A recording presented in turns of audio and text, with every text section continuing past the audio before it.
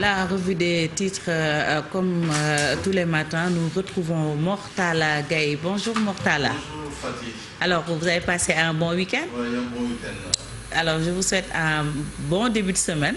Tout de suite, la revue des titres. Bon début de semaine à la team et à nos téléspectateurs. Merci. Ravi de vous retrouver pour vous présenter les unes de la presse quotidienne.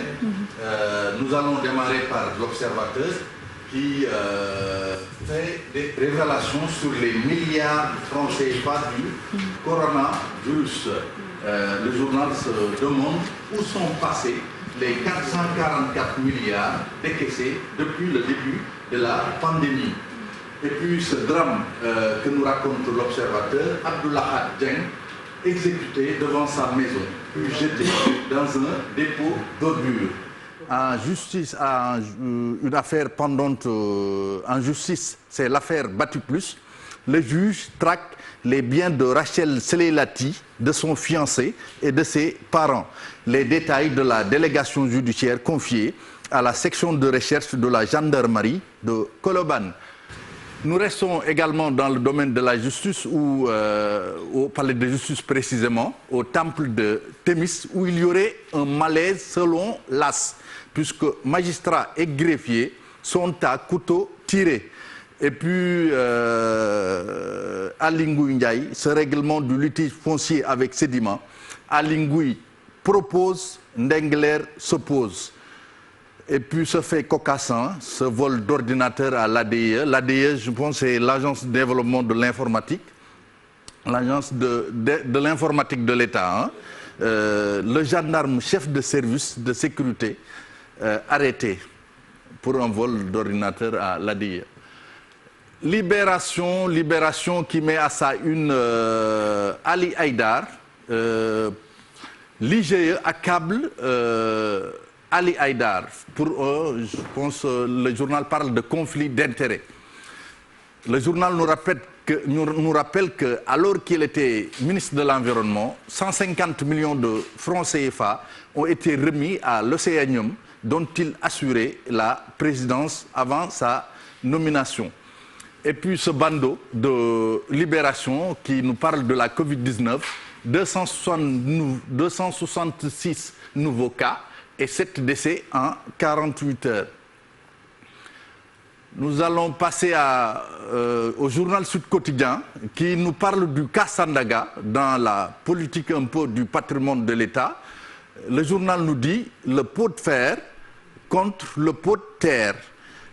C'est une affaire de peau. Et puis ce port des sanctions exigées pour le port obligatoire du masque. C'est dans l'oreille de Sud Quotidien. Là, une de Vox Pop fait quand même peur. Hein?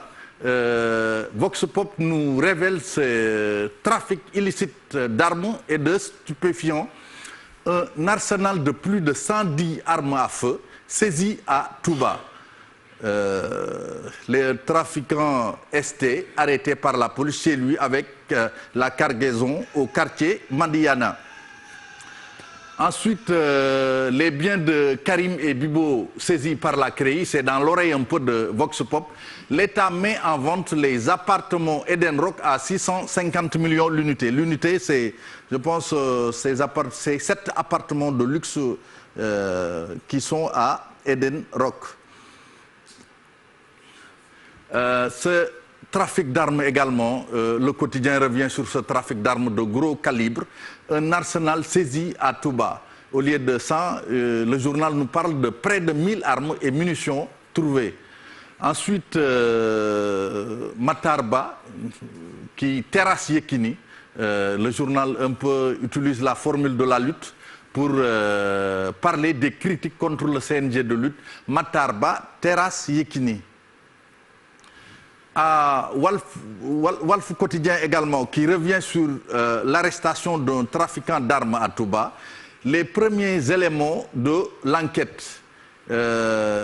On identifie un peu, Walf Quotidien nous aide à identifier le suspect.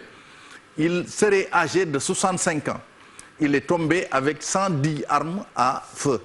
Et puis, le pied de page du journal Walf Quotidien, préparatif de la Tabaski, le virus donne du fil à retordre aux tailleurs. Vous pouvez deviner un peu le calembour qui se cache derrière. Du fil à retordre aux tailleurs. Parce que le matériau de travail des tailleurs, c'est le fil.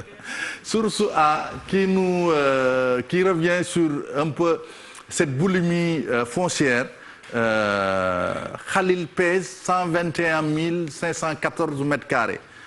C'est l'histoire de la polémique, disons, foncière qui encore surgit avec Source A. Et puis Covid-19, décès en 48 heures, soit au total 167 morts, 35 patients en réanimation, 266 nouveaux cas. Espoir éteint, nous dit Source A. Nous allons terminer par le sport, les journaux sportifs qui reviennent un peu sur cette révélation en Première Ligue. Ismaïla Sarr séduit United et Liverpool. Et Stade également qui joue sur, disons, cet intérêt des deux clubs, Liverpool et United, pour dire que Ismaïla Sarr au cœur du derby d'Angleterre. Parce que Manchester United et Liverpool, c'est considéré comme le derby d'Angleterre. Ensuite, Dembaba dans l'histoire avec Basak Sehir pour son deuxième titre de champion. Sunu Lamb, Tapha Tine Boy Niang 2 ficelé par Leewtoo. Choc de titan en vue. Nous allons revenir à l'Observateur pour parler de ce choc de titan pour terminer. L'Observateur qui fait réagir un peu les deux lutteurs en jugeant un peu de faire un calembour sur Leewtoo Production. Leewtoo Production, c'est eux qui ont monté un peu le combat entre Tapha Tine et Boy Niang. Le journal nous parle de Tapha Tine Boy Niang, un Leewtoo d'enfer. Et puis Tapha Tine qui dit à Boy Niang, s'il se bagarre contre moi, il va le regretter. Boy Niang qui répond, tout le monde dit que Tapha Tine est un danger pour moi, mais c'est à lire à l'intérieur de l'Observateur. Et puis Sa Thiès et Garga Mbossé, décrochés par Pape Thialis Faye. C'est ce qu'on pouvait peut-être retenir dans la une des journaux de ce matin, Fatih. Merci beaucoup, Mortala. Ça se voit que vous avez été d'attaque et on reste toujours d'attaque, n'est-ce pas? D'attaque, oui. Merci beaucoup, Mortala, que nous retrouvons tout à l'heure. Aujourd'hui. On va essayer. Non, c'est la journée des Thiessois parce qu'on reçoit aussi son maire. Quoi. Ah oui, certainement. Monsieur le maire, Talla Sylla sera avec nous dans la deuxième partie. Mortala également, que nous retrouvons tout à l'heure pour la revue des titres en Wolof, communément appelée Yénékaay. Tout de suite, on va parler de sport avec Cheikh Tidiane Diaw.